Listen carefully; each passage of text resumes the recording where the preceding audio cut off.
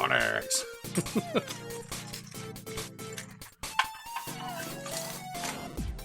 All right, welcome to the Zenspath Entertainment Network Podcast. I'm your host, Jeremy Powers, and joining me once again for this week is Steven.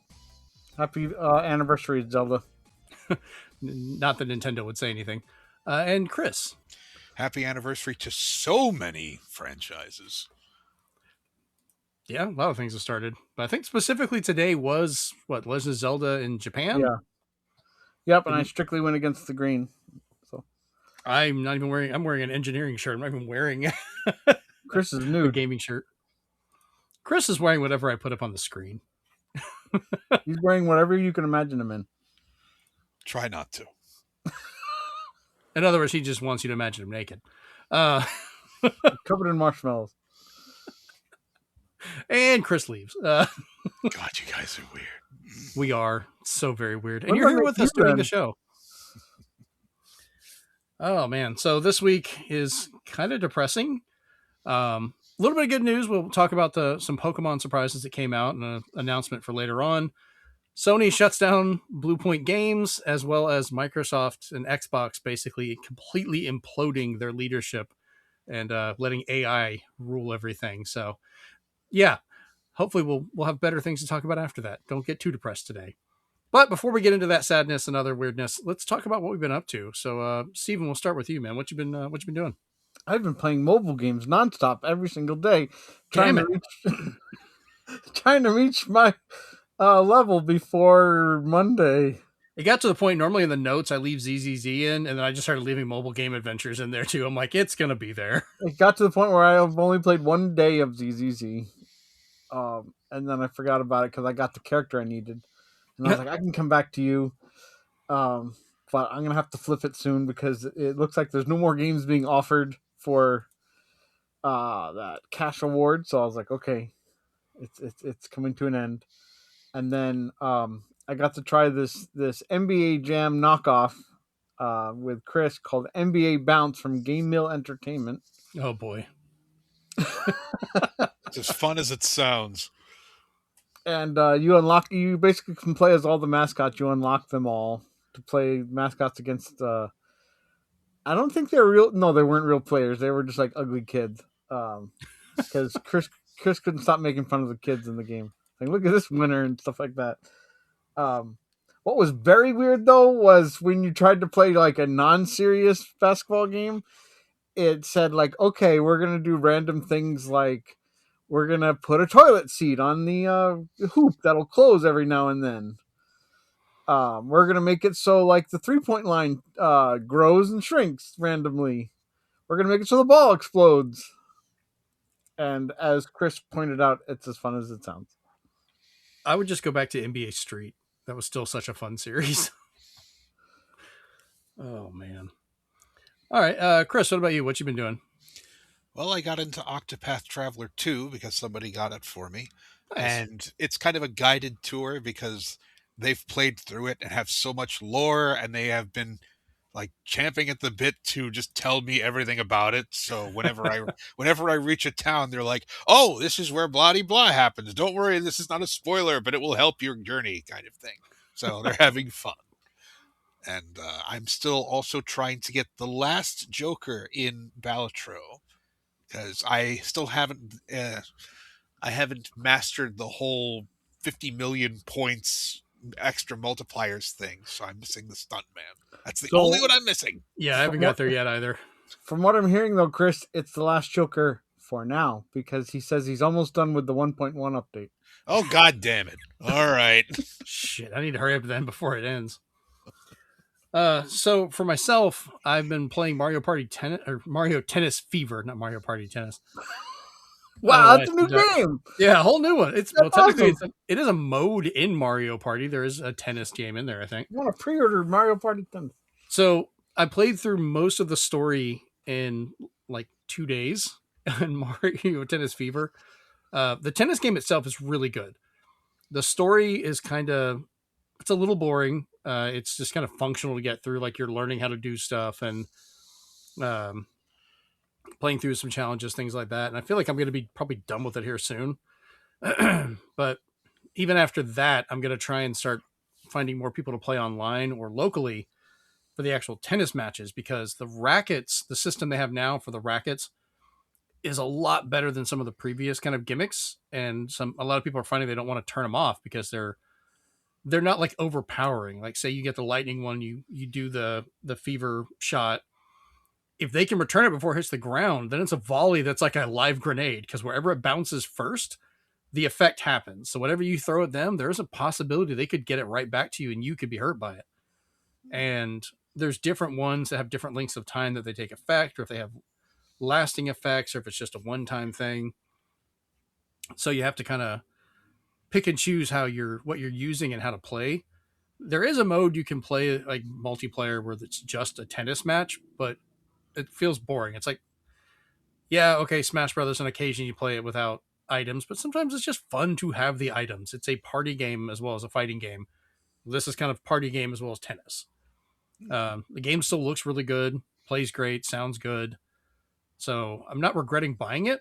I'm just wanting more people to play with. Steven. Just, I'm looking at you, man. Come on. I'll be showing you what I got instead of Mario Tennis in a minute. That's fine. I can't say. I had to cut back how much stuff I showed. I showed you the list before the show of all the stuff I got. The last 24 hours for me has been stupid amounts of games. But one that I got on my trip that just came out, and we talked about the demo for this last week, is Star Trek Voyager Into the Unknown. I did get the demo for the Switch, or for Switch 2. I played it for a little bit, and I noticed it was kind of weird that you didn't have the theme song at the beginning of the demo. I never heard anything wrong with the red alert. I heard the communication chime would come up all the time, and it would keep going until you hit the button to whoever's calling you or contacting somebody. I don't know if maybe you thought that was the red alert. I think I was just used to the old school one. Well, I never heard the red alert sound once, be it in the demo or the full game. And I've been in battles and all kinds of stuff. When the ship was shaking, you heard an alarm, and I was like, "Oh, okay." Yeah, that wasn't really red alert. That was just more of like the klaxon of like, hey, there's been damage and stuff. But the demo is a little rough for the Switch 2 version. It's the only one. A little rough. Well, it's not bad. The game itself actually plays exactly the same. Yeah. It's the same as every other demo. They only put the warning at the beginning of it because of the lack of voiceovers and the lack of the music.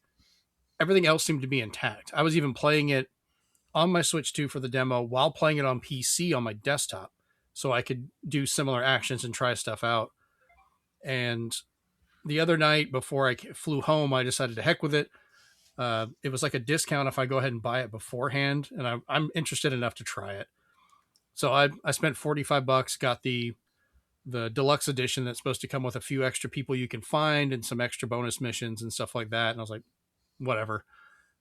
I'll roll the dice. I already know I'm into Star Trek. The demo intrigued me, so I bought it. And thankfully, the game is fine. The music was there. The voiceovers are there. Everything I noticed on every other version is there. Yeah, it'd be nice to have mouse controls, but honestly, that's not anywhere else unless I'm playing directly on a PC and I wanted it portable. So it was fine. The controller setup works good. I have to say, this is a really difficult game, but it's not difficult in the point where like you feel defeated and don't want to keep trying. You're meant to have these challenges and mess things up and change the story. And I've already had so many instances. I've only played into the second area where I've already changed history, I guess, as it goes through. Like Port Chakotay, I have killed multiple ways, not meaning to. I just keep sending him on away missions and then rolling bad. And I've like had his lungs cut out of him. I've had him shot. He was poisoned once, I think. You should call him Kenny instead. Yeah, I just kind of stopped sending him on away missions. But it's funny, when he died, the game was like, oh, this is, such and such. He's the other commander. He was the quartermaster on the ship before. He's going to be my new first officer. And it's like, random white guy. Like, I don't know who this old man is, but now he's my first officer. Like, they just pulled him out of their ass because I've never seen that character before. But it's a lot of fun to do that. I ran into the people that had the phage, which was that disease where their body parts were rotting away and they'd have to steal other people's. And that's how Chakotay died the first time, because I screwed up and he had his lungs taken instead of what happened with Tuvok or Neelix in the original show.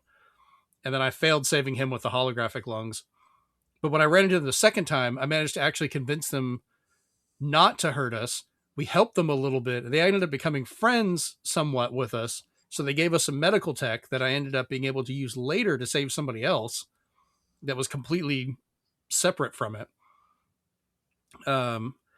We found the mini wormhole that was like went back in time, but we couldn't go through, but we could talk, where we found that Romulan that was like, I think one of the second season episodes of Voyager. We were able to transport him over like they did in the show, but then I screwed up sending him back and killed him. So he got dispersed into time and space. My bad. But apparently there's an option I could have forced him to stay and become part of the crew. So I might try that if I do it again instead of trying to send him back if it's not going well. But all in all, if you like Star Trek, you like these kind of games, I would recommend it. I'm really enjoying it. I understand what it is. Like, there's not going to be constant voice acting because there's too much going on, too many variables. That would be so much conversation they'd have to get everyone to do. But they did bring the actor back for Tuvok and for what's his name? Tom Paris. And they do interstitial voiceover work for in between the levels or opening the game up and stuff like that. So there are people from it, and they have the likenesses. So you see, painting versions of everybody from all the crew and all that. So it's worth it. And then difficulty wise, like I said, it's difficult. There is a Year of Hell mode, which I can only imagine how much harder that is. And then there is just one where you can play where you get much more supplies and things are easier to find, and you can just play with the story. So there is an easier mode that when I get tired of struggling with it, I might go back and just kind of just dick around basically and do stuff for fun. So if you're a Star Trek fan or you like Voyager and you kind of enjoy these type of games or what if scenarios, I highly recommend this. Play the demo, even the weird Switch one that they rushed. You get an idea of how the gameplay is. And once you understand that, everything else fits in better. So yeah, no, I'm happy with it. And I'll be playing it more because I'm traveling once again. So Monday I'm flying out. I'll be in Illinois this week. I just got back from New Jersey, and then I was in Texas the week before that. And that should be the end of my travel for a few weeks. So we'll see. Look up Galloping Ghost. I looked. I'm going to be, I think, like a minimum 2-hour drive from it. Oh, dang. So I'll see. I'm going to try because as soon as I looked into it, I really wanted to go. But yeah, I'm going to be about at least 2 hours away from it. So if I get my work done early, I'll see what I can do. It's one of the only places you'll play the Castlevania arcade game, not the ball pusher. Primal Rage 2 and F-Zero, the arcade game, if it's working. F-Zero I want to play so bad. I played the Mario Kart one, but I never got to play F-Zero AC, I think it was called. It was GX and AX or something. The best part is when you go in there, you either pay to just be in their main building, mm-hmm. which has all the arcade machines, but they actually opened up into another building, which is just all pinball only, and you can pay for both of that too, where you just go, I think it's either down the road or across the street, and it's just pinball as far as the eye can see. I've been to a few places like that, but I'm never going to say no to pinball. It's nice because once you pay for that, and it's basically you have free reign. It's infinite credits everywhere. So I prefer that type of setup. They had a really nice pinball place in Vegas that you could get into, but they made you pay per table. So I ended up just getting a bunch of quarters and playing, but a lot of their machines weren't working, and it was neat to see them and take photos and look at them, but I couldn't play as much. Like, they had the original Star Trek The Motion Picture arcade machine. That was down. They had Star Trek Next Generation pinball. I was like, oh yeah, that was down. I was like, damn it. I just want to play them so bad. But yeah, there's so many arcade games at Galloping Ghost. It's always worth the money. Ooh, I hope I get to go. I would really like to. That's one of those. If I have the time, I'll make that 2-hour drive. I won't care. I'll drive out. They stay open super late, so if I have to in the afternoon and go, I'm just going to be really tired on the way home. But I'm not driving, so I'll be fine. We've done that every time we visited Ohio. So because we have to go through Illinois. Yeah, I want to go. I will hopefully let me take my camera in, and I'll go nuts taking photos too. All right, let's jump over to the group chat for this week, because we actually have some stuff to talk about. All right, so we talked about earlier, Stephen, you and I had a bunch of pickups that we did this week, and I trimmed my list down. But since I was talking for so long about Star Trek, I'll let you talk for a little bit now. So why don't you show us what you picked up? Well, let's see. But don't blame me. I'm excited about Star Trek stuff, okay? Well, there's a movie coming out. I don't know if you know about it, but it's called Mario Galaxy. So, oh shit, they got toys out. So I'm already getting the toys from Walmart. So first I got Bowser Jr. Then they have these little ones that are kind of like their warp pipe versions. There's 5 in a set. I have Mario and Luigi. Ooh, do their stands connect? I don't know. I don't know because I'll never open them, so I don't know.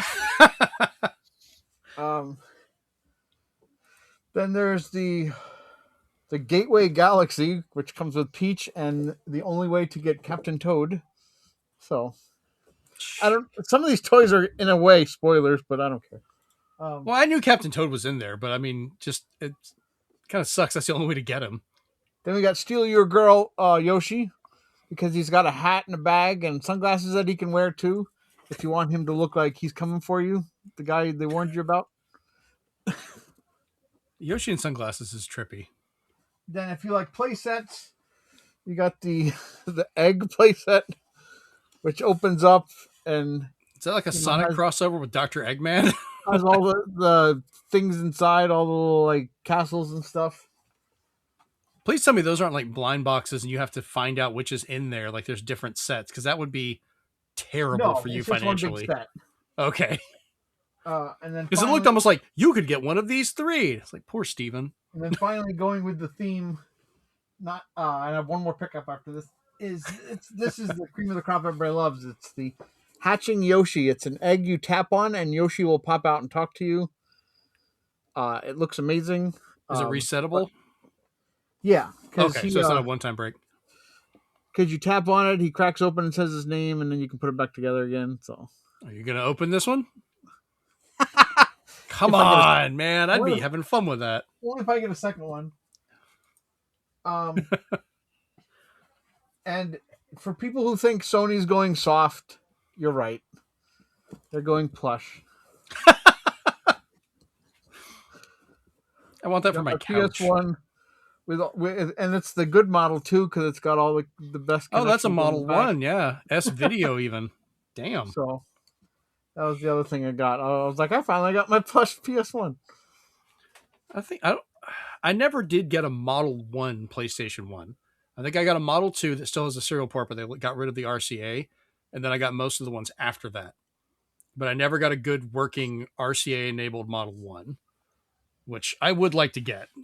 Just because those, once you clean them up and mod them, are like fantastic.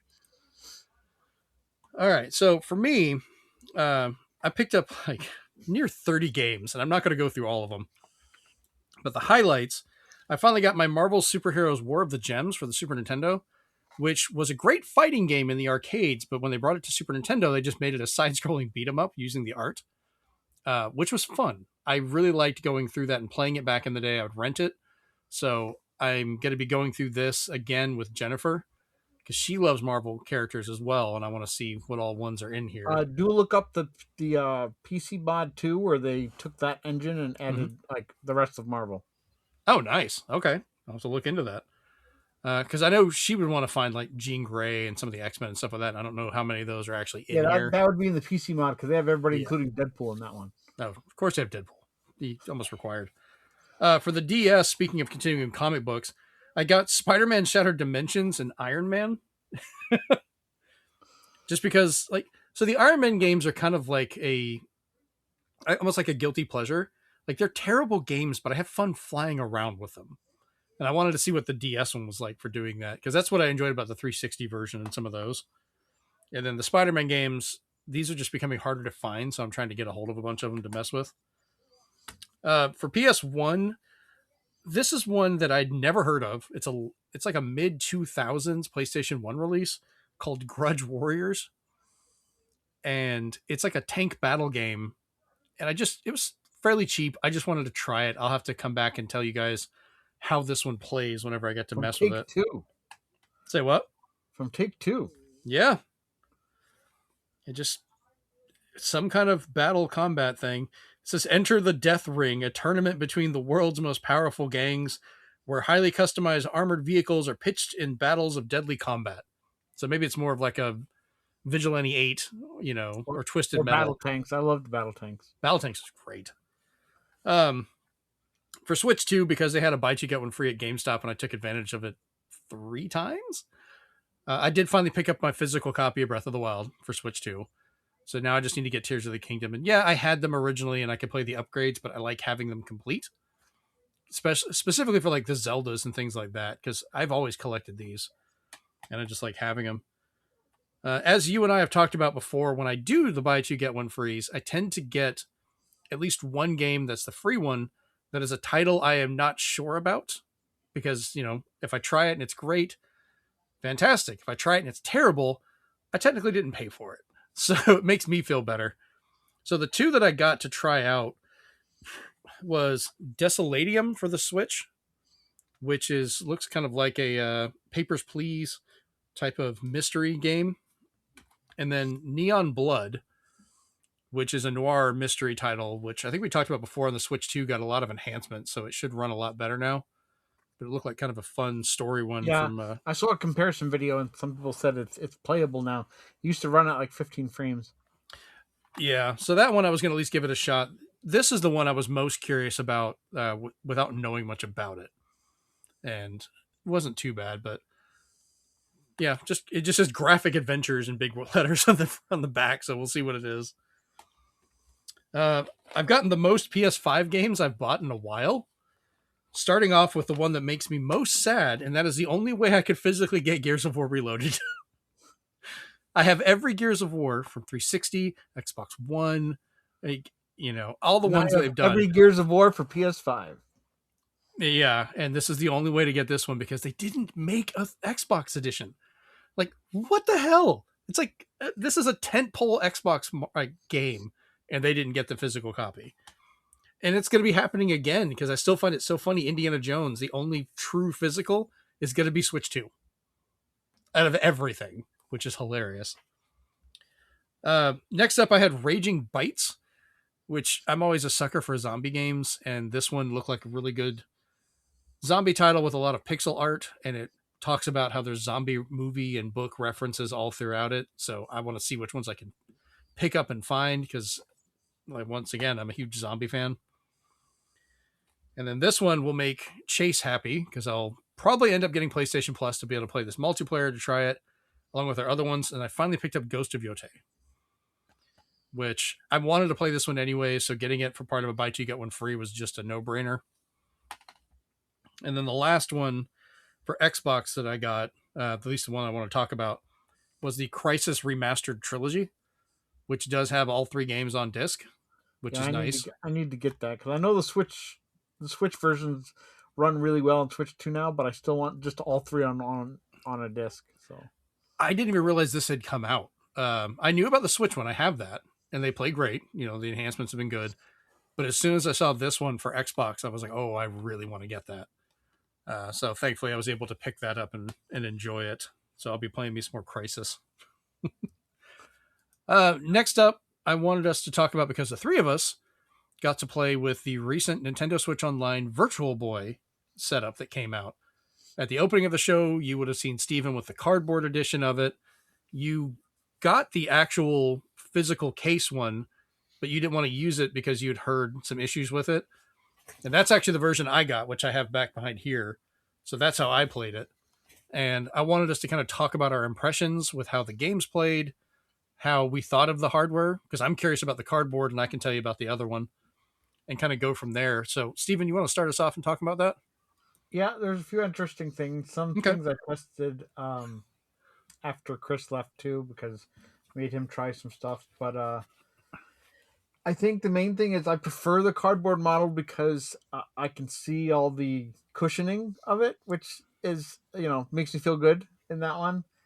There was no assembly. You just take it out of the box and take off the little tape, whatever, that protection. And then it doesn't give you a filter because that's what the games are doing. The games are already giving you the red filter, so you don't need a filter with this one, which is nice. That led to a funny moment we'll talk about in a minute with me. Another bonus is because it doesn't sit inside the unit, is you can play differently. So what I was showing Chris was I was able to play while just laying on my back, Mm-hmm.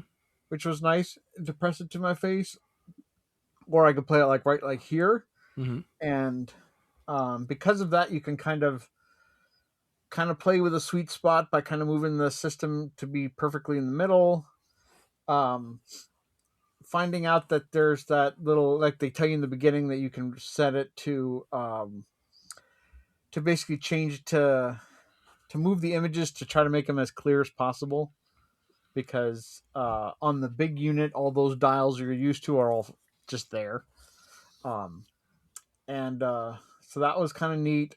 I don't get why they allow you to zoom out, make the screen size smaller, because I was like, that makes the game look like it's Polly Pocket or a Tamagotchi. So I was just like, I guess that's just cool, because it made Wireland look weird. I was kind of nice. understand why they did it, because I played around with it for that, to be able to see depending on how your face fits in there, and maybe you need to back up a little bit or push in, and you can adjust it to your comfort. Well, this was screen size that made it like this small, like you were playing Doom on Super Nintendo or something, and I'm like, what's going on here? And I kind of wonder I if can that's understand making it bigger, Mhm. but the smaller thing was just weird, I guess. I have no idea on that one then. A cool thing to note though is because you're using it with Switch. If you're using it with Switch 2, because Switch 2 is obviously a more powerful system, if you play the VR modes in other games, you can essentially play them full color because there's no red glasses on this version. So if you have Captain Toad or the Breath of the Wild, you can play their little VR mode stuff they have, and in color, and it renders it pretty well. It was very blurry on Switch 1 if you try it, but on Yeah. Switch 2 it looks really well. So it makes me think like some people could, if they wanted to just have it as a gimmick, introduce a mode for it, because now the system can run some of the simpler games 2 screens at a time. So because of videos I was watching as well where people were trying to test everything, I was like, yeah, I could see that, and I could see people running with those glasses and trying to make other versions, like other types as well. I also just took it out of its case to show Chris, like, hey, this is what it looks like when you don't have the glasses over. It's just 2 screens Yeah. that are too small to really do anything with. But yeah, it was nice having it. And seeing it in full color was nice, because I was like, wow, I'm seeing Nintendo games in VR. That's not giving me a headache. And I, for one, just can't wait until the more expensive games like Jack Brothers come that I can play with it, because that Innsmouth game is really complicated. Yeah, I was having some trouble with that one. But overall, you can't go wrong for $25 to get the cardboard one, at least, if you at least want the novelty of it.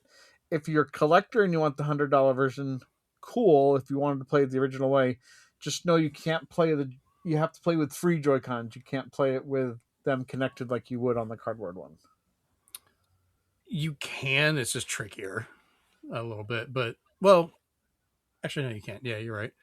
But I think I just put it into the I played it freehand, but you can also put it into the little controller adapter that comes with your Switch 2, and that worked well. That kind of felt more like an actual Virtual Boy controller. Part of me thinks that they might eventually release a Virtual Boy controller. I hope so. I'd pay $50 for it. Yeah. I would. I definitely would. So before I go into mine, Chris, I wanted to hear your thoughts on this. Of what, was this your first time playing Virtual Boy? Did you ever play the original at all? And how was your experience playing it? I have played the original, but not for a very long time. I always thought it was a little cumbersome. It's still strange with the cardboard, because you're still taking your console and pressing it up against your head, which is its own thing. I still don't know what is easier, because with the original Virtual Boy, you have to kind of squat down and peek in over the stand. So I think that was one of the big detriments of the Virtual Boy to begin with. Not only was it very difficult to see with the black and the red, but you had to kind of Quasimodo into it to play it. I think it's interesting, but I think there's a real detriment to not having a non-gimmick mode. I think more people would enjoy this if you did not have to play it in 3D with some sort of accessory. I agree. So that's my take on it. Because like emulators and stuff, have done it a lot where you can play these in 2D. It's possible. And Nintendo even shows it in their videos. Like it can be done. Yeah, you're showing me on the big screen Virtual Boy games, and I'm like, how dare you? Yeah, and I kind of wonder if that's going to be an eventual thing. Like they'll eventually break down and do it once they've already got people to buy the adapter, because they're like, oh, we're going to have all their colors and things coming later and whatever. So my experience with it, as you can see behind me, I have the actual physical Virtual Boy one here, which is surprisingly close to an actual Virtual Boy, because I have two of those that I've worked on. Size-wise, they're pretty close. This is a little bit smaller. But I actually found it very comfortable. And it didn't bother me with the original one, just sitting it down, because I played it right here on my desk. I set it up in front of me. If I needed to adjust the height of my chair a little bit to be comfortable, I can. I just leaned right in and was in there. And you can adjust stuff to make it comfortable. So I didn't have any neck strain. I didn't have any pressing of my face in there. I just comfortably sat in it, and it was more comfortable than even playing some of my VR headsets, where those are strapped to your head. It does have the red lenses on there, which I ended up taking them out because you and I were talking after I was playing it, and I had this in the whole time. So you can kind of see there's me in Virtual Boy Red, black and red. And you were talking about like, yeah, it's kind of neat when you get out and you go to the main menu, all the game cases are in color. I was like, what the hell do you mean they're in color? Because I'm looking at the menu and I'm like, it's red and black. It's the normal Virtual Boy color scheme. He's like, no, these are in full color. I was like, wait, the lenses come out. So I popped the lenses out and I'll be damned, the menu is in full color. And I was like, what the shit? Yeah, there's no lenses in the cardboard version. So it's just the games will play in red and everything else will be in color. Yeah, so just be known that this does come out very easily. It's kind of neat that it has it there, so it's like a visual thing to look at, and the games play well with it, but it's not required. So that's how you take it out, and I'm going to try some of the other VR modes. Like I want to mess with the Smash Brothers VR setup that you can do, and some of the other ones that you talked about. But everything played really well. I was comfortable. I didn't have any issues with headaches or anything like that, which I never really did before. I knew some people had problems with it, but I've never had an issue with the Virtual Boy. For me, it was just more of the coming out of a dark cave, like, whoa. Yeah, I'm kind of used to that for working with other stuff anyways, but I was really surprised. Like it plays really well. It sounds good. Because I mean, you kind of had the sound coming from those locations on the Virtual Boy, anyways, and now you've got better speakers in the Switch too. I tweaked around with zooming in and out to get it to a comfortable location to play it. I immediately went into Galactic Pinball because that was one of my favorites, and I noticed using the bumpers was delayed. Like it felt super sluggish to use the bumpers, so I changed the buttons. Because I used to play it where you could hit left and right on the D-pads, the two different ones, and that would operate your paddles. The left one was set to work, but the right one was set to nothing. So as soon as I set it to be the right one like it originally was, I was playing Galactic Pinball just fine. It was reacting in the real time. It's just the bumpers felt sluggish. But that was the only game. So it might have just been, they might have felt sluggish timing-wise on the old one, but I was so used to the D-pad, I never even bothered. Because that's how I like pinball games. So that played well. I, played for a little bit, got the score, tried to unlock the Metroid minigame just to do it again. And then I went over and played Wario Land, which is one of my favorite, those are my two favorite Virtual Boy games that they launched with. And played that for a while. And it still plays great. I think Wario Land really should have had a remake on something else. Like it would have been great to get a new version on 3DS in full color. And Chris, I know you like Wario games. You probably would have loved that. That's the thing that gets me. So many people could be enjoying that game, Mm-hmm. but you have to get the accessory in order to do it. Well, I mean, like if they had back in the day remade that, Oh like yeah, with all the absolutely. 3D on 3DS, but like in color. Yeah, that would be amazing. Yeah. But I don't think they tend to backtrack with that kind of thing. That's The other thing I'll say as a Mhm. PSA to people buying it though as well is once you've gone in the app, the only way out is touchscreen. Yeah, that's kind of weird. You hit the home button and it says you have to pull it out, and then it has two tiny continue buttons, and you have to hit one of them, that was weird. I think they're gonna fix that in an update, but I was just like, what? Yeah, I hope they do change it. I think they do that because people will hit the home button because they're not looking because their head's in the Virtual Boy, and they don't want you just booting yourself out. But I'd I don't rather know. They have can make that it better. screen come up and they'll say like hold it for 3 seconds to exit or something. That would be better. Yeah. But the forced touchscreen when like there is no touchscreen on Virtual Boy, I was like, don't do that to us. So the other thing that you had talked about before, and we had talked, because this is the actual one, but it pops open on the side here, and your Switch 2 slides in. And I looked, and you had said before you'd heard reports of people putting it in there and it wasn't fitting right. And it actually does have kind of a softer material and some flaps on the side here that hold it that are rubber. So when it goes in, it slides in, those move out of the way, and everything locks in place. I've had no scratches or issues. It went in. And then the whole time I played it, I just left the cover open because I know you were worried about like ventilation because it would close it in. You can do it and it looks fine, but I just left it open and it didn't make any light leakage. Nothing came in and interfered with it. I was able to play in 3D just fine. Never had to worry about it. And keep in mind, that's the only way you can play it while charging it. You have to use the top plug. The bottom plug is not accessible. So if you play this with an original Switch, you cannot charge it while you play. There's no way to do it because the whole base is blocked off. Because the plug would have to go through this little bottom area, and I don't know if there's room for it to fit. There is a replacement piece that comes out and swaps out from the bottom if you're using a Switch 1 or a Switch 2. So you can't just swap systems. You have to actually physically change the base, and that changes the height and how it fits. So maybe that one's got a little different. I haven't opened it to look yet because I'm like, well, I have a Switch 2. Why the hell would I change it? This piece fits fine. It's a little bit smaller than the old one. Your nose, when you take the gap out, it actually fits a little better too, which is nice. But yeah, it just looks like a standard, their VR lens setup and everything. So if you do get this version, it is nice. I agree. It's mostly for collectors. But I still think it's very comfortable just for setting it on a desk because we have so many people have adjustable chairs. You can get to a comfortable position where it doesn't hurt you.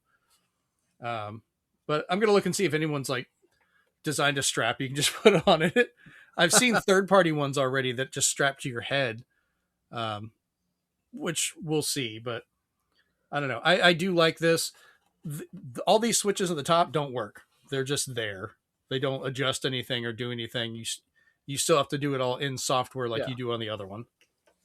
So I will say that for the cardboard one too, if you're putting a Switch 1 in there, the Switch 1 knows how to reorient itself where it actually will put the images higher on its screen so that you'll still see it well, and whether or not which Switch you're using, 1 or 2. So it'll look the same. Probably not like as clear because Switch 1, Switch 2, but it's still like knows which one you're putting in there when you start the app or which one you're starting the app with, and adjusts the picture for you so you're not having to change that. I'm still debating if I'm going to get a cardboard one to try. I'm kind of hesitant because I've already got the big one and it works fine. So I don't see me like needing to be more portable with it. So I don't know. It's not like Labo where I could just go pick it up somewhere. Like when it went on sale, I have to order this from Nintendo, which is a pain, but we'll see. Are you ever considering opening your main Virtual Boy one, or you think you still have those concerns, or any of those might be a little better? I don't know what benefit I'd get since I'm looking at my original Virtual Boy with all my cartridges right over there. So I'm like, I can just plug that in. But people who don't have that, take what we've both said to, to occasion there and just be like, which one should I consider from how I want to play? Do you want to play where you need something set up in front of you, or do you want it so you can kind of lean back? Like, it's all on your comfort levels, and I think that's why they have the two versions, because the other one, at least for Switch One, will you can technically, with Switch One, you can use your Labo VR if you have that. Only Switch Do we One. know if that works? Because they went back when they first said you could use that. They retracted it and said you could not. It would not support it. Did they re-retract? The reason they wanted to say that is because they didn't want people putting their OLEDs and their Switch 2s in there, because the OLED is a tight fit into the Labo VR. Yeah, that's why I never used it, because I went to an OLED and I was like, I watched somebody hands-on use Switch 1, original Switch 1 with Labo VR, and he's like, works fine. Oh, okay, good. Okay. But the difference is with the cardboard Virtual Boy version, it fits all of them. So I would kind of lean towards, if you've got kids that are wanting to play it. I don't know how sturdy the cardboard one is. Like, how do you feel? Because I don't have it in hand, so I'm going to go by your word. Like, if you've got kids manhandling it and using it, like, how do you think it's going to survive? Well, because like right now I'm pressing in on it, and there really isn't too much give. Like, you'd have to like probably try to step on it. I would say maybe that's good. I'd say maybe these will get bent, the little ears on the side over time, maybe get creased. But everything else, like, seems to be pretty substantial. Like, it's kind of like when you order something from non-Amazon and you get those like thick cardboard boxes that don't seem to have much give, and it feels like that. Okay, that's actually good to hear then, because I know it is not like Labo, where you feel Labo was still pretty sturdy, but some things would break down sturdy, over time. but because you were like, from the get-go, you were kind of taking them out of all their little areas. Yeah. There was always that problem that you could rip it, you could crease it before you even build it. Yeah. This one's pre-built, ready to go right out of the box. So it's built, I believe, to last a pretty long time anyway. And you can't be under 5 when you use this, otherwise you get flashbacks. So there you go. I'm gonna try Jennifer out on mine. And if she can play it comfortably, like actually be able to perceive it, because she's got visual issues, but if she can see it and play it, because we're already paying for the Nintendo Switch Online, I might order the cardboard one then and let her and the boys use that. Like, let them mess around with it, because she's got an original model, Switch, but then the boys have Switch 2s. Amanda's got an original model. I have an OLED, but I'm going to use my Switch 2 and just use this Virtual Boy.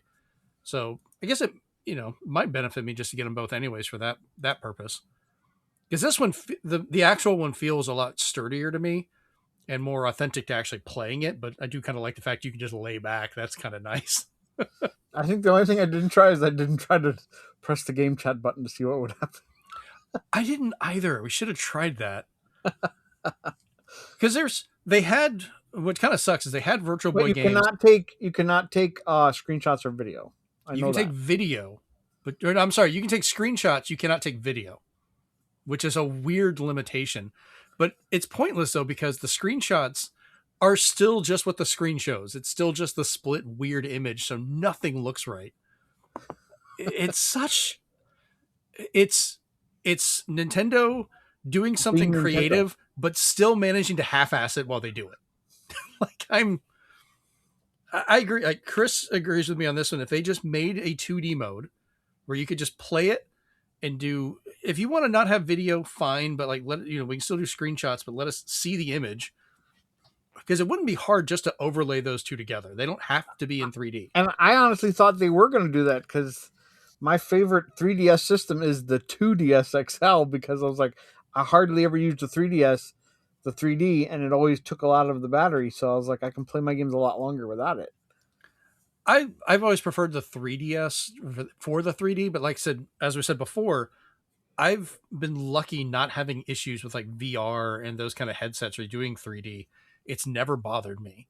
Even on the early days of VR, when it was like 20 FPS, terrible frame rate, like people were puking, like it did not work well. I was fine. I'd get a headache after a couple of hours, but I worked with it on early, Oculus dev kits and stuff back in the day on rough PCs trying to hammer it home and get it to work. So when I played Virtual Boy, it never bothered me much.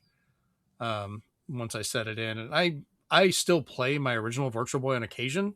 I need to do some fixes for the eyes. I'm going to order the parts for it, but I still see myself going back and playing it. But I really like the fact that there's some of these games either were never released, which we know of at least 2 of those we're going to be getting. One of which I think was in there. What was the name of that one? In Mouth. Yeah, that's a weird shooter maze game. I haven't figured out what the hell's going on yet. Yeah, I died instantly, and then Christian figured out and then died too. I shot and killed the thing and then couldn't figure out how to get out the door. I was trying to figure out what to do. So, because it's in Japanese. Probably something online that explains some things. Because I shot somebody and then I got a timer. So I needed to find something and then I didn't, and my character died.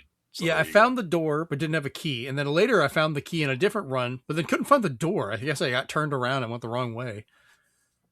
I'll try it again later. But then there's also those games like Jack Brothers and stuff that are great, but they are so ungodly expensive to play on an actual Virtual Boy, where it's to the point you should just get one of the carts that can be any of them.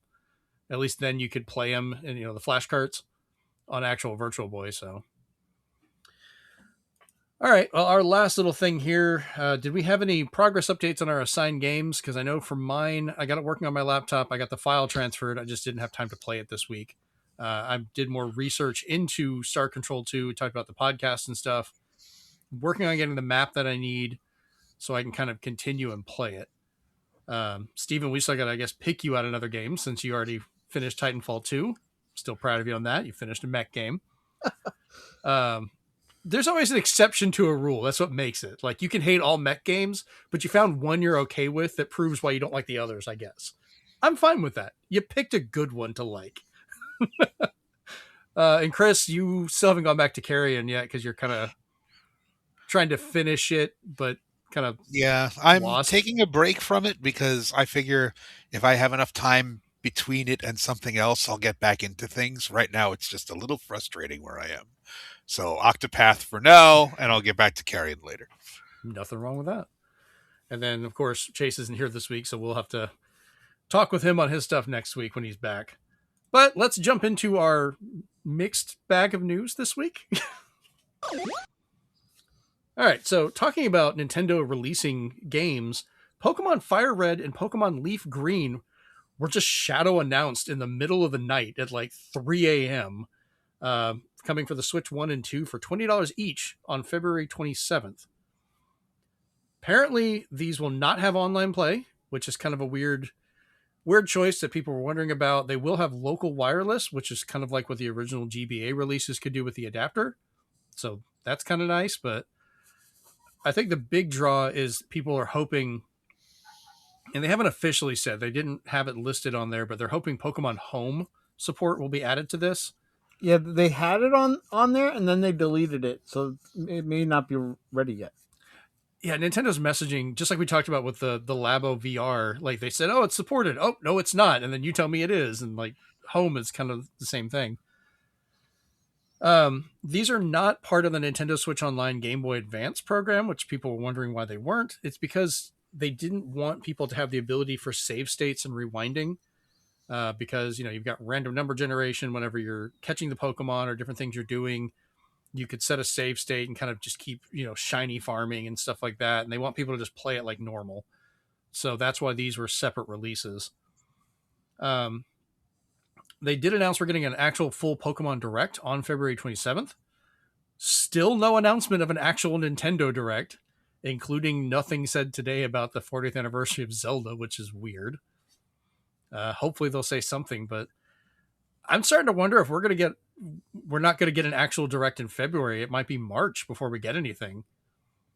So who knows? The other argument, and I wanted to get you guys' thoughts on this one. People have been demanding they should put Pokemon games on the Switch or on the Switch 2, put them on there so we can get them. We want them, and emulate them and all that. And they announced them and they're like, all right, they're $20 each. They were originally $40 when they first came out. The actual cartridges are hundreds of dollars now. I think the cheapest I saw of one of one's $160. And people are like, oh, I don't want to pay the $20. I'll just emulate it, because no one can be happy. But do you guys think the price is fair for the release? Yes. Okay. Chris, what about you? No. Really? How come? It's such an old game at this point, and you don't have a choice of all of them.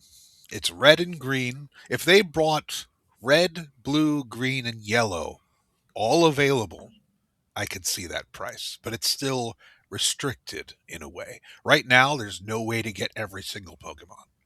So, I don't know. It doesn't... Well, red and I don't feel green- like it... Oh, go ahead. Sorry. I just feel that since not everybody can get the experience they started with, it doesn't feel like a good price point. Okay. Because red and green contain everything that were red, blue, and yellow.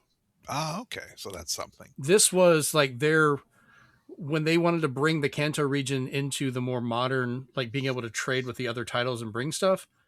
That's why they brought it over. And they chose red and green because in Japan, it originally was red and green. Or, yeah, because blue was the American one they changed when we didn't get green. And then yellow came later. They still have the divide, I think, between red and green, so that it initializes people to do trading and things between them, like they always did. That was the purpose of it. But you do get all the content from that. You actually get more because they added in stuff from gold and silver and crystal and all that in there as well. So you get Gen 1, Gen 2, and some other stuff I think you can unlock and support, so you can bring them back and forth. I still say this is just the Pokemon Circle of Life happening again. Pokemon Thing gets announced. People complain about Pokemon Thing. They make videos of how they don't like it. Sells millions. There is that, but unfortunately, because it sells millions, Nintendo's not going to have much impetus to change anything. And a lot of people were upset about ZA. It felt like a side story. But it's a legend, so it kind of is a side story. Arceus was also the Legends series are side stories. That's the point of them. But Arceus was a much bigger game. It was bigger, but it was different on how they did the mechanics. I think the Legends, they let them play around with them more, and I kind of like that difference. I think I preferred how Arceus did it. I agree, but it lets them kind of get outside the normal formula of what Pokemon is expected to be for a lot of stuff. Yeah, I think with everything from Pokemon Dash, Pokemon Rumble, Pokemon Ranger, Pokemon Sleep, Arceus, Pokemon Legends ZA, Pokemon Sleep, Pokemon Friends, your Pokemon Cafe, you're Trading going to card find game. something Pokemon you like. No one's ever going to get like what they've been waiting for, and the stuff they've been waiting for is in legal dispute right now. So, let me ask you this, Chris: did you ever play Hey You or what was it, like Hey Pikachu or Eevee? Let's go. Let's go. Thank you. Go. Let's go. Yeah, I'm mixing them up. Let's go Pikachu and let's go Eevee. I did. They had their moments. Because those were modern remakes of these games as well. They were the Kanto region, and they were kind of like modernized versions of Red and Blue for part of what they did. And I think part of this is like this is the best 2D version they did, which is Game Boy Advance for those games, and they're bringing it back on because that's what people were wanting, is that 2D version of it. If they want the 3D remake, they have the Let's Go versions, which I think those did get home support eventually, didn't they? Yes, they also had home support. They actually had Pokemon Go support. Yeah, because you could use that little controller that a lot of people hated, but sold millions. I have one. I thought that was kind of an interesting on single your Switch stick. Do this, and it was really hard to play that way. Even my wife was just like, "Just give me the controller, so I can just press like this to throw and stuff like that." I'm like, "Yeah." You're talking about laying back and being comfortable playing that. I was like just chilling out with one hand playing Pokemon. Okay, let's catch that one. I got comfy with that thing. It was a good controller. It was funny trying to play other stuff with it though, because you were so limited on buttons. It was a challenge. So yeah, and I think this was supposed to be a shadow drop, for the Pokemon Direct, but in the middle of the night when I shared that to our Discord too, it was because the ratings appeared for it, and everybody's just like, oh, and then like literally 20 or 30 minutes later, over in Japan where it was there, everybody was waking up, they were just like, oh, we might as well just announce it now because everybody knows.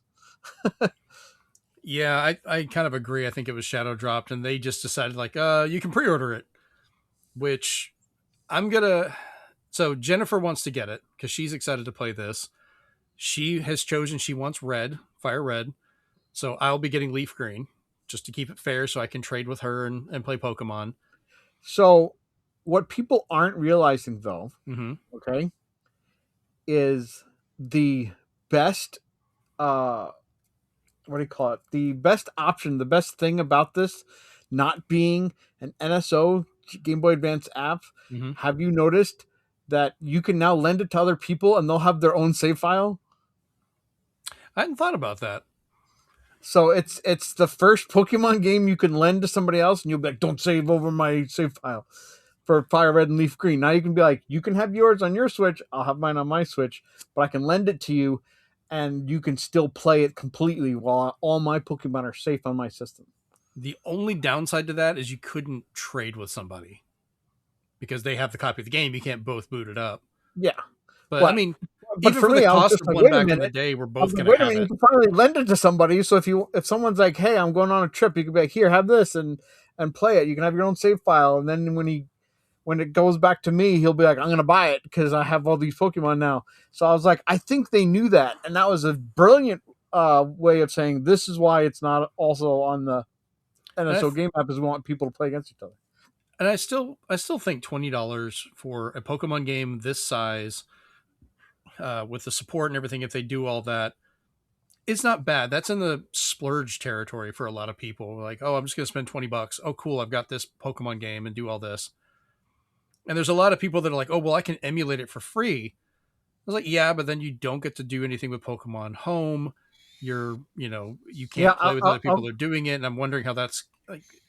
They're making a huge deal out of it when it's like, yeah, good for you. If you want to hear about somebody who's making that is a huge deal with price, I'll cover it in the speed run because it's in there. Oh, are you not happy with Xenoblade? that price thing. Yeah, I have my words. That's fine. I just like giving you a hard time.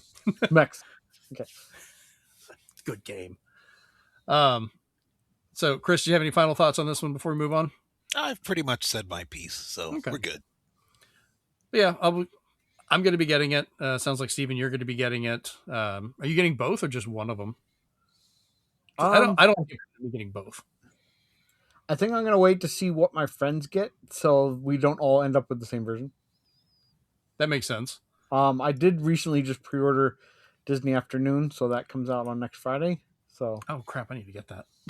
Because the physical doesn't come out till August, and I am damned if I'm going to wait that long to play that. I will wait for that one because I know next week Resident Evil comes out as well, and I still got to get that.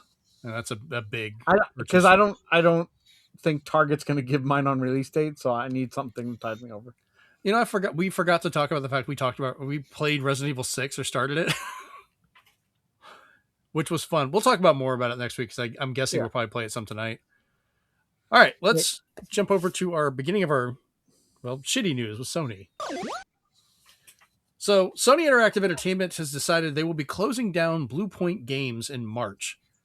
Bluepoint Games was acquired by Sony back in September of 2021, so they've only had them for about 5 years. Sony had the developers working on a God of War live service title before canceling it and laying off around 70 employees. Nothing has been said if any of these developers will try to be kept with other development teams or if they're just removing them wholesale, which seems to be the case for a lot of it. Yeah. But like Bluepoint Games, they're best known as like a powerhouse for porting and remakes of games, including, they did Demon's Souls on PlayStation 5, God of War Collection and the Echo and the Shadow Colossus Collection for PS3. They did the Shadow of the Colossus on PlayStation 4, Metal Gear Solid HD Collection for 360 and PS3, which is still a basis for what's being used on the current Metal Gear collections. They're using that work and upscaling it, so that's still being used.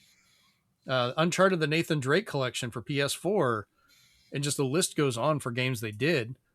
Yeah, they were mostly remakes and remasters, but damn, they were good at it. Like, and Sony's just shut them down. So I find it eerily and depressing as well that 4 months ago they were hiring for a third-person action game. So they were hiring people, and if they did get hired, I'm sorry, guys, of what's happening 4 months later. What I am hearing, though, is the company that developed Lords of the Fallen, CI Games, they're actively pursuing to see if they can hire all of Bluepoint Games employees over to their side, because they're like, we'll take all you guys. So they're trying to reach out to everybody who's affected. And I was like, good on them, because people still talk about the Demon Souls remaster to this day of how beautiful it looked. I had fun with it. Like, that was one of the games I got when I got my PS5. And we've talked about this before. The Souls games, I never click with them and the best, but for some reason I keep buying them all. Like, I've played every freaking one of them. Like, I was jealous when this first got announced, because this to me was like if Nintendo bought Panic Button. As they'll take somebody who does tremendous ports or remakes or remasters, and now they had them in their network, and I thought that was great, and they're not. And I find it kind of weird, and I want to ask you guys this thought. People have given Sony crap because they keep remaking or remastering their games. Like Horizon, we've gotten remasters of. Like The Last of Us has been remastered and remade twice now for each of them. They just announced they're redoing the entire God of War trilogy just on their recent PlayStation State of Play. Everybody thought it was Bluepoint. Yeah, and it's like, could the feedback of like, you're making too many remakes and remasters, which apparently isn't stopping them, they're making God of War, but do you think that stopped Bluepoint from being able to be like, because they kept trying to do new games to make up for the fact that the God of War was done? They were already into God of War. Why couldn't they just move over to work on that? Or there's so many other titles that people would love to see come back for PlayStation that they could do, even just as a remaster. That would be huge for people. Do you think that led into part of the decision why they didn't just let them pick one and do it? I think Sony still has the mentality of, we don't want to go with safe. We want to go with new, because we want to find the next Fortnite. We want to find the next Arc Raider. So that's unfortunately what the executives are chasing. And as you saw with the latest State of Play, that's obviously not what the fans wanted. Fans were over the moon with the announcements this time, because they were like, these are things we've been asking for. And especially with one of them like being locked on the PS3 and like, oh, it's free now and stuff like that. That I thought was a big deal. So very little mention of live service games on this last one too, which was a huge big thing for me. And Capcom's already shown you put the love into a remake, it does really well. Like their remake trilogy has done incredible right now. Yeah. Chris, any thoughts about Bluepoint being shut down, or could they have done some more stuff with Sony? I don't know enough about the company to weigh in, but I think you guys have said it more than enough. Steven and I are very familiar with Bluepoint's work. I played a lot of their stuff. Before we go to the next one, I have this great post I saw on Blue Sky that I laughed at because it'll do a nice segue into Xbox. Oh God. It says, Sony's like, hey, look, we shot ourselves in the foot. Isn't that so cool? Xbox cocking a gun and pointing it at their own head. We at Xbox can do anything you can do even better, Sony. Just watch this. And Nintendo walks in with a 20-year-old pizza. Virtual Boy. Oh man. Actually, 20-year-old would be the Game Boy the Game Boy Advance games. God, we're old. All right, let's move on to Microsoft's Implosion. So, out of nowhere, Microsoft decided Phil Spencer is going to be retiring. And for those listening, I air quoted the hell out of that. So he's retiring after being with Microsoft for 38 years. He's been there since 1988. He will officially leave the position effective Monday, February 23rd. So, well, the day you hear this will be Phil Spencer will be gone. Everyone expected Sarah Bond to take over his position. She seemed like the shoo-in, being prepped to take over Xbox. She was always involved in the public eye. I don't know. Like Steven, Chris, did you guys kind of feel Sarah Bond would have been the successor once Spencer It left? made sense, but from what I'm hearing, like in order to somebody to take the brunt of everything that's happening, she didn't want to be like the shield. So this other lady, Asha Sharma, is going to be the what they call the sin eater. Hmm. Yeah, because Sarah Bond announced she's leaving after resigning. Um, you know, and people are kind of wondering if she's being left or if she's also kind of being forced out. Because Phil Spencer, like for his retirement, was a quick turnaround. Just a few months ago, he was doing interviews like, "Oh, I'm not retiring anytime soon. I'm still going to be here." But then he was talking about like, "Oh, I was talking with our CEO, which Satya Nadella, last fall, talking about, maybe I'm going to try and spin. We're going to kind of go like start working my way out from this." So it was kind of odd. But the new CEO for Xbox is going to be Asha Sharma, as you mentioned. But what worries everybody, she was currently the president of Microsoft's core AI production. And she's only been with Microsoft for 2 years. So we're taking someone that was there since 1988 that's built up all this time. And now they're putting someone that was ahead of their AI division for parts of it over Xbox after 2 years, which seems like a really quick rise and turnaround. And I worry how much of a focus they're going to have on AI stuff. And then she promoted Game Studios head Matt Booty. He's now the chief content officer along with her for Xbox. So Matt Booty is kind of the only long-term Xbox person that's still going to be there and see where it goes. I don't know. It just seems like such a quick, weird thing. Sarah Bond and Phil Spencer have also stated both in separate quotes, but I had to look twice. I thought I copied the quote and named it for different people, but they said the exact same thing, that they will be staying on through this as an advisory position through the summer to support a smooth handoff. So I think they were given that boilerplate and were told to put it in their messaging to kind of appease their shareholders and the gamers to be like, oh, well, they're still kind of there, but they're not. They are figureheads. They don't get to make decisions anymore. And I don't know, like we've seen Phil Spencer over all this time. I know a lot of people liked him, but they were starting to kind of question his reliability on stuff because he would make promises and then turn around on them for a lot of things. And it was kind of getting worse. So I guess I'm trying to ask, like, are you guys think it's good that Spencer and Bond have left and that we might have something go on? Or are you concerned with who's taking over if Xbox is going to continue very well? I'll start with you, Steven. I'm more concerned with who's taking over because other than making one fan happy by saying, I hear you, when he said Xbox games should be Xbox exclusive, that's the only like light in this darkness that she's done.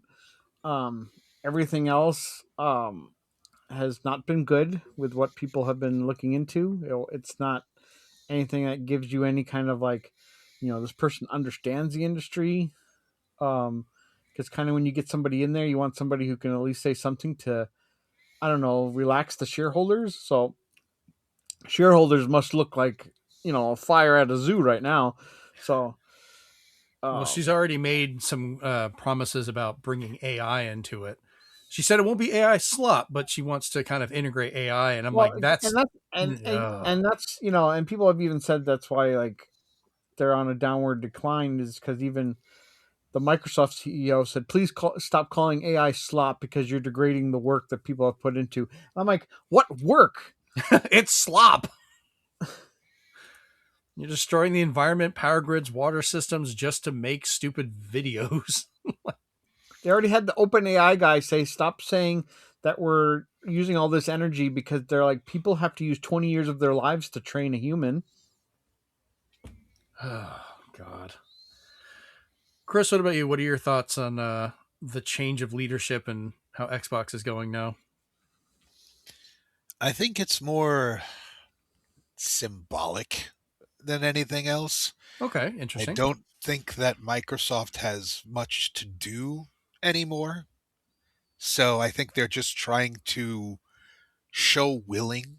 And I think honestly, Phil Spencer leaving is more of a the rats are fleeing the sinking ship kind Oh, of okay. thing.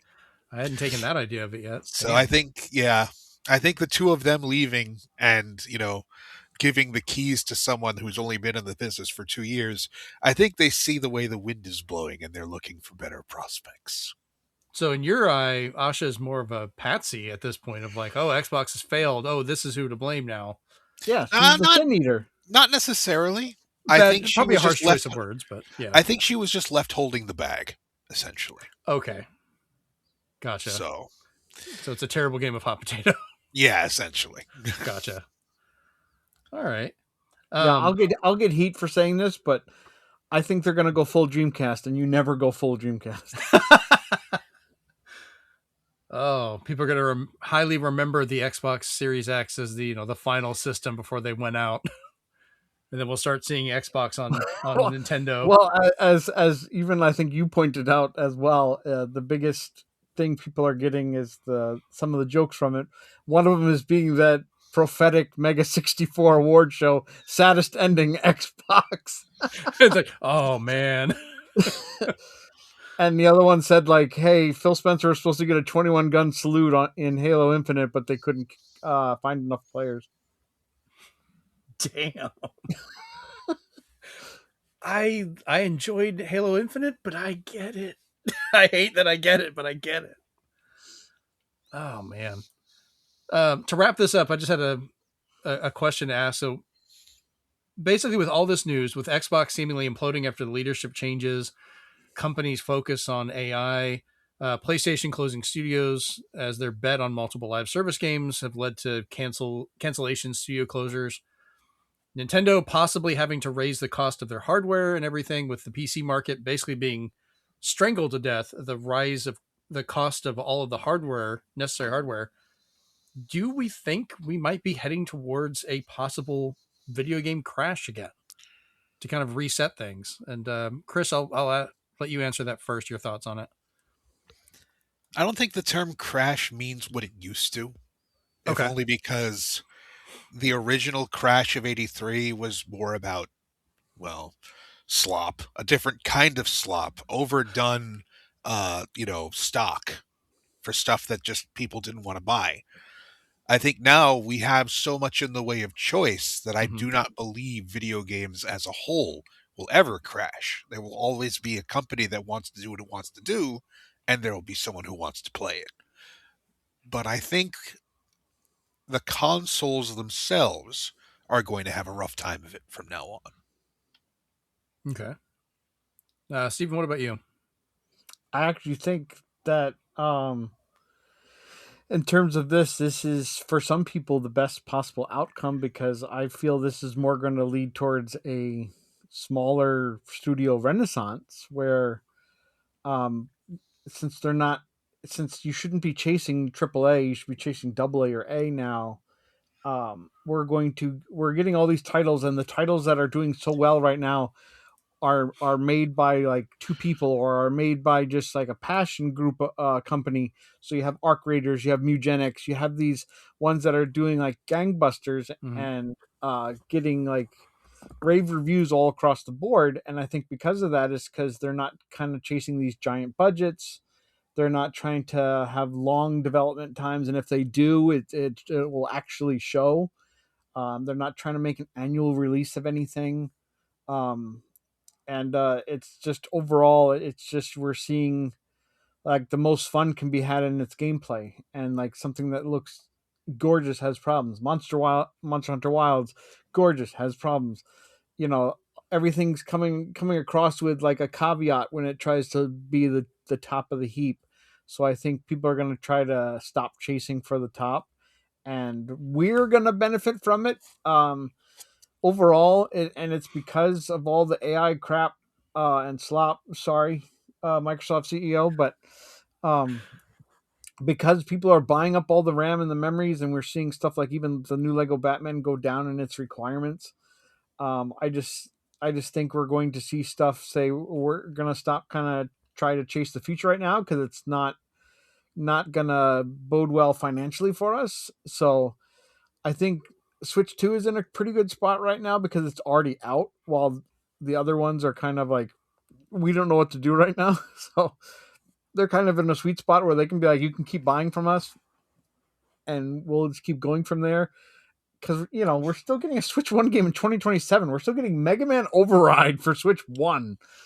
So Switch 1 games are still coming, guys. Yeah, and I can see them doing that for quite a while. So my thoughts on this is I think we are going to see somewhat of a crash, but just like Chris said, not in the same context as the old one. I think we're going to see a reshuffling of the deck of who the big three are, because there always tends to be the big three.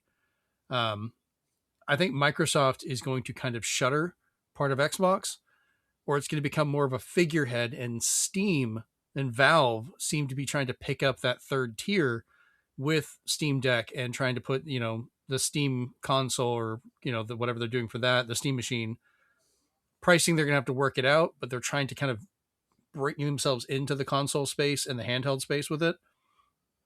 And even if they end up teaming up and Xbox becomes the figurehead of, kind of the Hydra of them, Epic and Valve releasing on new hardware or on their systems, I think that's going to become their third tier of that. Sony, I think, is getting to a reckoning where they're going to have to start like shrinking down some of their stuff to maintain what they're doing. They've already pushed back possibly for the PlayStation 6, which we'll talk about that here in a little bit. And Nintendo is just doing what they can with it. Like you said, with the Switch 2, they're sticking with a little bit older hardware, but what it can do, the gap between that and other hardware has become so much smaller because we're getting, we've talked about diminishing returns. I think they're going to need to hit pause for a little while, and that's going to end up kind of reshuffling everybody. It's not going to be a power race like it was because nobody can afford it. It doesn't matter how powerful of a new system you put out. If no one can buy it, you're not going to sell games. So I think PS4, PS5, Switch 2, maybe on occasion Xbox One or at least Series X and S are going to continue seeing games for a while. And the next generation, we're going to see some kind of mix up depending where this AI bubble takes us. So that's my thought on it, but we'll go ahead and jump over to the speed run. All right, so first off, Xenoblade Chronicles X Definitive Edition got a surprise dropped Switch 2 edition with the digital upgrade now available for $5, which, whatever. I mean, it's kind of nice. You get 4K and 60 FPS and some other stuff. 5 is questionable, but a physical release will be dropping April 11th. I pre-ordered mine today, so I'll be getting that edition of it because I've got all the other copies of this game. Why not? I know I'm part of the problem. I'll admit it. I'm fine with that. Next, according to Bloomberg reports, Sony is thinking of delaying the launch of the potential PlayStation 6 to 2028 to 2029. This is likely because of the rising cost of computer chips, RAM, and other things necessary to build the hardware as the AI bubble continues to wreck the whole industry, as we just said. Steven, go ahead. I just wanted to say something about Xenoblade Chronicles X. Oh, yeah, go ahead. I'm sorry.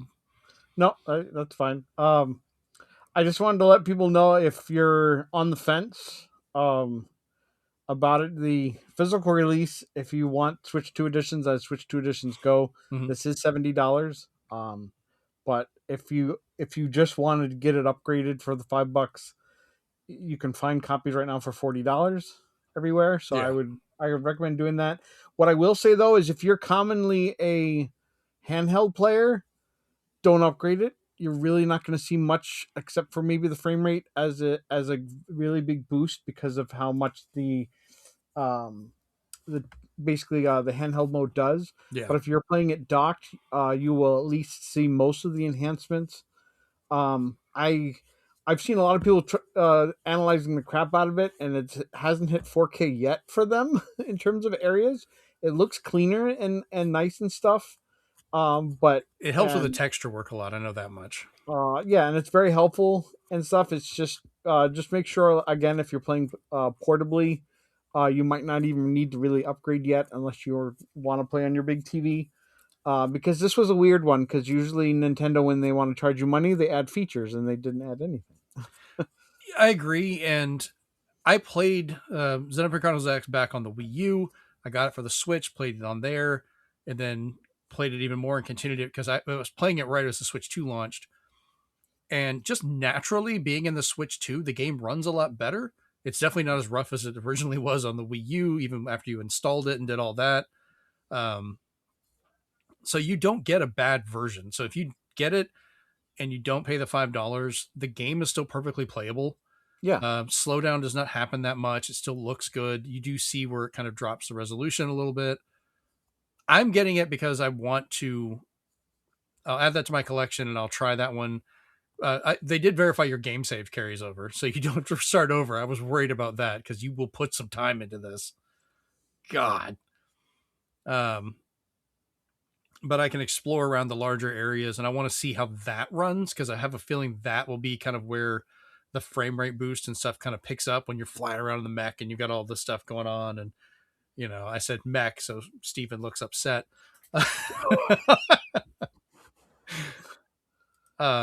So yeah, I get the point why some people are kind of upset about it, but I'm also like, it's $5. It could have been a lot worse.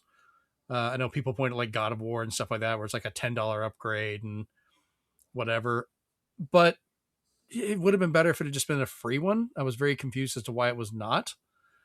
And I'm kind of wondering if the other Xenoblades are going to start getting those upgrades as well, because I think because then they need it more. Because I'll actually start playing through the whole trilogy if that happens, because I want to play the best possible version of it. Because for 2 and 3, that's what kind of stopped me from playing them. It's like 1 wasn't bad. It would kind of scale a little bit, but 2 and 3 got rough. And like they would noticeably look rough on there. Even on the Switch 2, like you think it would pick up and play a little bit better. And it did improve some, but they could really benefit from it. So I'm hoping maybe this is the reverse of what happened before, where they built the other games and then used all that tech to make Xenoblade Chronicles X possible. And then now they've done the upgrade for it. And maybe we'll start seeing that backtrack to the older versions of the games. And I think those $5 would be much more beneficial, even if it's just a visual and frame rate, because they need it. I think you'd probably agree with me on that one. So yeah, kind of interesting on that. All right, back according to the same Bloomberg report, Nintendo is considering a Switch 2 price increase sometime in 2026, as they tried to at least maintain the cost of the hardware while increasing the cost of accessories and older hardware to mitigate a rising hardware cost along with random tariffs, which of course getting a little political, but the Supreme Court just ruled about the tariffs being illegal. So of course they're throwing a hissy fit and now increasing it by 15% and going back and forth. Well, so now the max is only 15%, and even that's going to get challenged.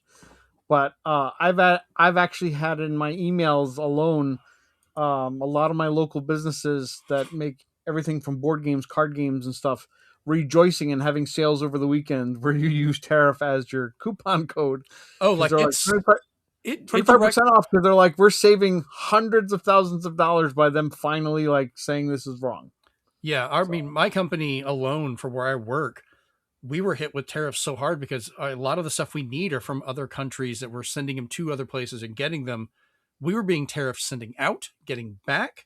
And if we needed parts of it worked on, they were charging us the full tariff for parts on the way out for the entire devices and everything. It was affecting other countries that would order our equipment and do these things. Like it was directly affecting us. It hurt our bonus this year. It hurt our raises this year. Like, hopefully if this stuff gets resolved and we can get some of that back, that could help me financially, which would be great. It's right now.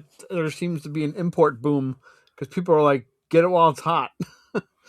Yeah, because that's a whole big thing that was happening. And lastly, Kristen Bell, the voice of Anna in Frozen, which is, we know her from so many other things, but that is the one my daughter will always go to when she hears her, will be voicing Amy Rose in the upcoming Sonic 4 movie. So that's kind of my first hearing that we're getting another Sonic, but they've made so much money on the first 3 and they were actually fun to watch. I'm kind of not surprised. At least, at the very least, the Sonic 4 movie should be better than the Sonic 4 game. There you go. That's not a high bar. It's not. I have to say though, like I was kind of worried about the Sonic movies. They have been consistently fun to watch. I'm not going for high cinema, but I enjoy them. Like my kids have liked them. I've liked them. I've watched them with my wife. I'm like, okay, like this could be so much worse. Like, Yeah, luckily they fixed it in the beginning. no kidding. Yeah, that's been a whole thing. All right, let's jump over to the big question for this week. So, to lighten the mood a little bit, instead of going into the dark, depressing stuff we've been talking about, the question I have for this week is, what is a particular game from your past that you would be happy to see brought to modern systems just for online multiplayer? Graphics basically stay the same. Stephen, we'll start with you. Burnout Revenge. I can't tell you how many EA games need their servers back. I don't need a graphical increase. That game already looked, performed, sounded great. I don't need anything changed on that. You know, I could have said stuff like NBA Hang Time, but I was like, no, Burnout Revenge, it still hurts because they're trying really hard with Recreation, but you still want Burnout Revenge so bad.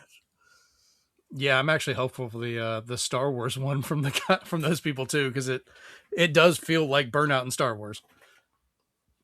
All right, Chris, what about you? I want Star Control 2, if only because the ship battles alone are a lot of fun. And at least one person here, possibly two, can attest to that.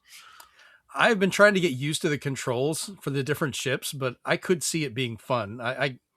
I'll have to get my kids to sit down with me at some point and play it, because apparently you play it weirdly with like half the keyboard, but it could be interesting. So what I will say, Chris, is if you mention this in our to our friend Chaz, he will say these exact words. He will say launch fighters. Because whenever we played Star Control multiplayer, he would just do launch fighters. And then I would play as the little ship that could kill itself. Oh, wow. There's a little tiny ship, and its biggest thing it can do is it can self-destruct. I've been trying to find a copy of Star Control 1. I know they made a pretty decent port for Genesis, and that's been kind of hard to find, but that, I guess, focuses more on the multiplayer side of it to mess with the ships, and I'm just curious at this point. I think Star Control 2 is a better game, but if you want to experience the first one for what it is, it's more of it's closer to Voyager in terms of it's basically just collecting items, and it's more like an RTS kind of thing. There's less plot involved. Yeah, like I said, the main reason I wanted was a curiosity, because apparently that had the multiplayer ship stuff in it, kind of started it, and that was a big part that a lot of people played. Mm-hmm. And I was like, oh, that'd be kind of fun to play in like a Genesis and see how, because apparently that was a good version of it to just mess with it. But yeah, it's morbid curiosity. Fair. But for me, the game I chose, and what actually brought up this question, is I was playing Gauntlet Legends recently on my Analog 3D, and it runs great on there. It still looks basically the same. I got my new 8BitDo controller, so now I have easier access to the built-in memory cards into the system. So I've been playing through it and actually being able to save my game and do stuff. And I was like, what would make this so much better if I could have, Steven or Chris or Chase or somebody else to join me and play these games again. And I was like, man, I would really just wish they would bring back this specific game. Like, it could be the N64 version. I'd be fine with that. I know the Dreamcast had a really good version of it, that if they wanted to bring that one, they could. But I would just love to play it and just have that adventure of multiplayer again, because it seems like such a fun time, and it's harder to do local for me. Like, you guys are right there together. You can play whatever you want locally, but I have a harder time with it because my kids don't always want to play the same games. So yeah, that would be my choice for that one. But all right, well, I think that was a pretty quick big question for this week. So we'll go ahead and wrap up this episode. Like I said, this has been episode 209 of the Zenspath Entertainment Network Podcast. You can listen to us wherever you find your podcasts for the audio edition, or if you're listening, you can watch the video version over at youtube.com/ZenspathCom, or you can find links to all of them, the audio and the video version, as well as articles I occasionally write, or editorials, other things we put up over at zenspath.com. Wherever you're listening to your show, or watching it, if you could leave us a review on your podcast app of choice, that always helps us out. Send it to us through our Discord, which you can also find at zenspath.com. We'd love to see what reviews you leave. Maybe I'll even be able to find a way to start giving out like some gift cards or something for, not for doing it all the time, but maybe do like a raffle or whatever. If you're watching the video version, leave us a thumbs up, share it with somebody, leave us a comment, answer the big question yourself. We always love to hear about that, and it helps with a lot of things. Or just subscribe to us. That helps the great algorithm in the sky kind of get people to listen to us. I'm not sure what happened on the last episode, but like our numbers spiked. So they liked something about it for the PlayStation one, I guess. So we're hoping to keep doing that. But once again, I've been your host, Jeremy Powers, joined by Steven and Chris. And we're out. Peace. Remember to hug your PlayStation. They need it. This has been a production of the Zenspath Entertainment Network Podcast by the staff at zenspath.com. The show is created and edited by Jeremy Powers. You can find the video edition of the show on our YouTube channel at ZenspathCom. The audio edition is located wherever you find your podcasts. Links to all versions of the show, as well as to our Discord where you can talk with us directly, is located at www.zenspath.com. Please leave us a like, thumbs up, comment, and review where you can to help us grow.